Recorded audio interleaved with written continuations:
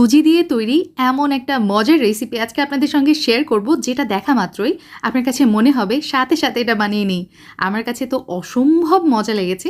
একদমই ঠিক ধরেছেন। আজকে আপনাদের সঙ্গে শেয়ার করতে যাচ্ছি সুজি দিয়ে তৈরি সুজির জর্দা পোলাও রেসিপি।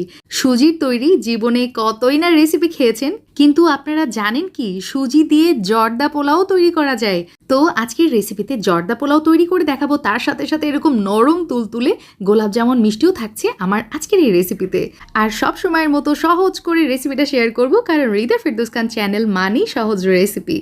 আচ্ছা, একটা প্যানের মধ্যে আমি হাফ কাপ পরিমাণ সুজি ব্যবহার করেছি। এটা কিন্তু মোটা দানার সুজি, যেটা বাজারে কিনতে পাওয়া যায়। আমি সামান্য একটু টেলে নিচ্ছি, এই ধরেন 2 মিনিটের মতো। তারপর এখানে ব্যবহার করছি 1 কাপ পরিমাণ দুধ। আমি হাফ কাপ সুজি নিয়েছি, তার ডাবল এখানে দুধ দিয়ে দিলাম, আগে থেকে জাল করা। ঠিক আছে, সামান্য একটু লবণ ব্যবহার করেছি, আর 1 চা চামচ দিয়ে দিলাম ঘি। এখন যেটা করব, চুলার মিডিয়াম আঁচে এই মিশ্রণটা খুব ভালোভাবে মিশিয়ে নিব। আর জাল করতে করতে দেখতে পারবেন এটা একসময় ঘন হয়ে আসছে এবং কড়াইয়ের গা থেকে ছেড়ে ছেড়ে দিচ্ছে। যখন এরকম একটা ডোয়ের মতো কনসিস্টেন্সি চলে আসবে, ভাববেন হয়ে গেছে। চুলার জালটা অফ করে দিচ্ছি, আর এখন একটা ছড়ানো প্লেটে এই মিশ্রণটা আমি রেখে দিব ঠান্ডা হওয়ার জন্য। আচ্ছা, আরেকটা পাত্রে আমি এখানে নিয়েছি হাফ কাপ পরিমাণ চিনি, এবং আমি ব্যবহার করছি হাফ কাপ পরিমাণ পানি।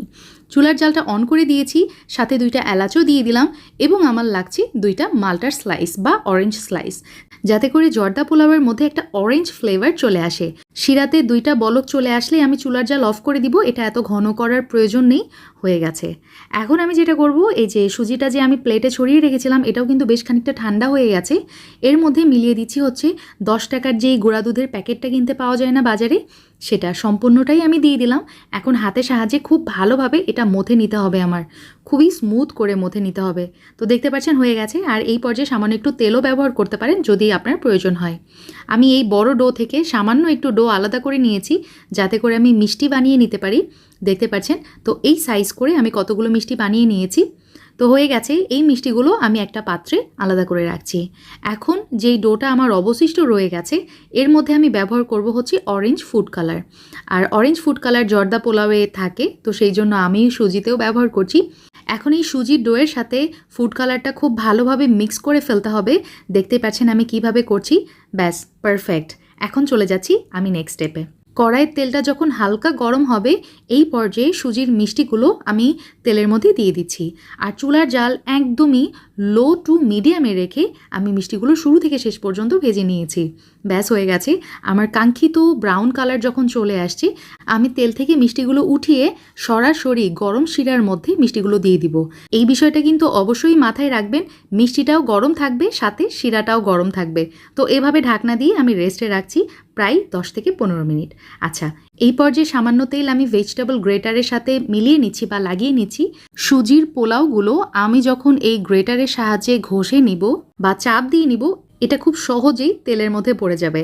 আর this is the most important step. আমি কিন্তু এই অংশটা একটুও কাটবো না, কিছু না, শুধুমাত্র আমার ভিউয়ার্সের জন্য একটা র ক্লিপ রেখে দিচ্ছি। আর এটা সামান্য একটু ফাস্ট ওয়ার্ক করে নিয়েছি, যাতে করে আপনারা বোর ফিল না হন। দেখতে পাচ্ছেন আমি কাজটা কিভাবে করছি। এই সুজির ডোটা শুধু আমি গ্রেটারের ওপরে জাস্ট ঘষে নিয়েছি, আর এভাবে দেখতে পাচ্ছেন কতগুলো পোলাও একদম চিকন চিকন হয়ে তেলের মধ্যে পড়ে গেছে।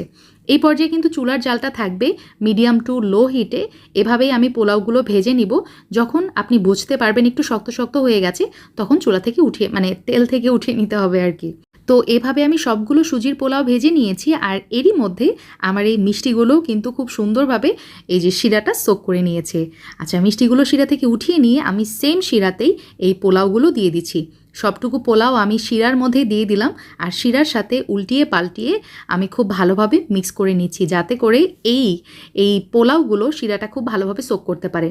ওপর দিয়ে আমি মিষ্টি দিয়ে দিয়েছি, সামান্য ড্রাই ফ্রুটস ছড়িয়ে দিচ্ছি, যাতে করে দেখতে সুন্দর লাগে। আর এভাবে আমি ঢাকনা দিয়ে রেখেছিলাম আধা ঘন্টা। তো আধা ঘন্টা পর আপনাদেরকে দেখিয়ে দিচ্ছি। মিষ্টিগুলো তো আগেই খুব সুন্দরভাবে ডান হয়ে গেছে, এতটা নরম তুলতুলে আর সফট হয়েছে আর রসালো। আপনাদেরকে আবারও দেখিয়ে দিব। আর এই যে দেখেন, আমার জর্দা পোলাও কিন্তু একদম রেডি। এতটা ঝরঝরে হয়েছে। আর এই যে দেখেন চিনির শিরা কিন্তু সবটুকু সোক করে নিয়েছে এই পোলাওগুলা। আর আমার যেই মেজারমেন্টটা বলেছি অবশ্যই এটা মাথায় রাখবেন, ঠিক আছে? আর আমার এই মেজারমেন্ট বাসায় ফলো করে যদি তৈরি করেন ইনশাল্লাহ নো ফেল একটা রেসিপি হবে। আর বাসায় ট্রাই করলে কিন্তু অবশ্যই আমাকে জানাতে ভুলবেন না, ঠিক আছে? সো ইনাফ ফর টুডে, আবার দেখা হবে। আল্লাহ হাফিজ, আসসালামু আলাইকুম।